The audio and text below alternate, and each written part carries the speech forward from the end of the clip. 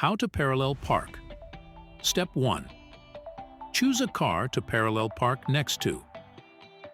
Turn on your right signal. Pull your car beside the chosen car, leaving about 1 meter of space.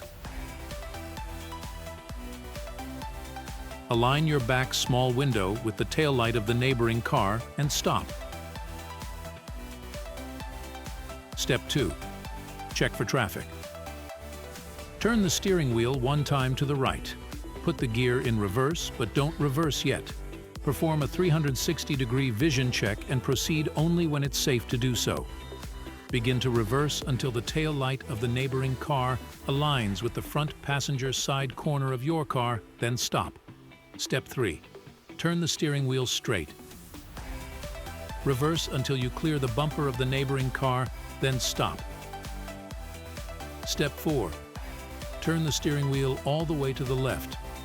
Begin reversing slowly until you are parallel to the curb, then stop. Straighten the steering wheel and move forward if necessary.